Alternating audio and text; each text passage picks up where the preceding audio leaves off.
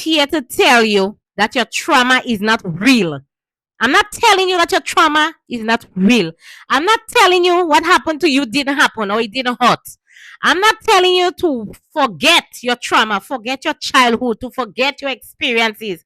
I am not telling you that. I am not telling you to pretend that the things people did to you didn't happen. I am telling you, you cannot spend the rest of your life living inside of the bad things that happened to you. Talk about it. You can talk about it, you can acknowledge it, you can let it out in any way, you can get help. Yes, all those things, you can cry about it if you need to.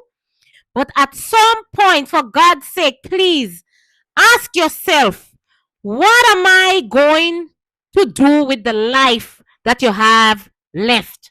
Because trauma can explain some of your pain, yes, but it cannot. It definitely cannot become the explanation for everything for the rest of your life. I am hearing so much of these from the young people. And I know the word trauma is serious. There are many of us out here who have experienced horrific, terrible things. And the pain, we deserve compassion, support, and professional help. Yes, don't get me wrong.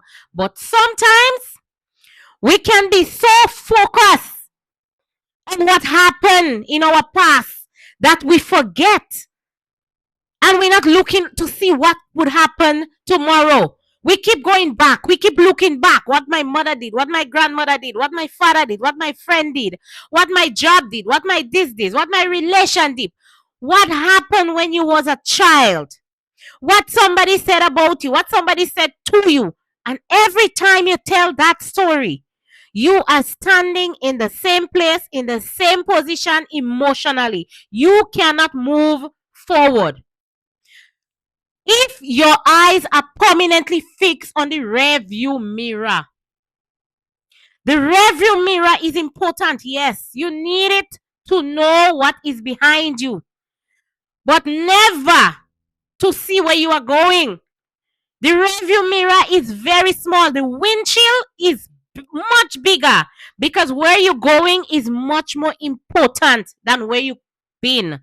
Your past, you can remember your past, but your past does not deserve to drive your future. My dear young people, I want to tell you this. Healing does not mean pretending that it didn't happen. Healing means, yes, it happened to you. Yes, something bad, terrible happened to you, but it's not going to control you for the rest of your life. It's not going to dictate you the rest of your life. You cannot remain in that situation. Acknowledge the pain without building your entire identity around the pain. You can choose to, you can say you was hurt without saying you're permanently broken. You're not permanently broken. Sometimes you have to stop asking, why did this happen to me? Why did they do this to me? And you have to stop asking, what can I do? What can I build from it? What can I do? Because there is life after the trauma. There is still love after the hurt. There is still life. You can still live. There is still purpose after the disappointment. There is still happiness to come after the pain. There is still a future after a terrible, terrible past.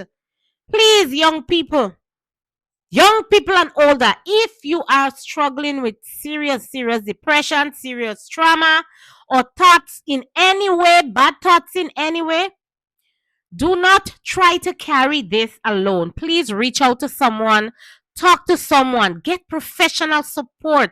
Asking for help is not weakness. But if you are healing, do not make your home your permanent home. Don't sit in the past.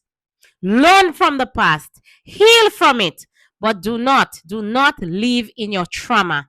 Your trauma is behind you. The windshield is bigger. It's in front of you. And there is still a road ahead. Drive on. Drive on, my wonderful people. Do not spend your whole life looking backwards when you have a whole windshield to look forward to. Keep going. Keep driving.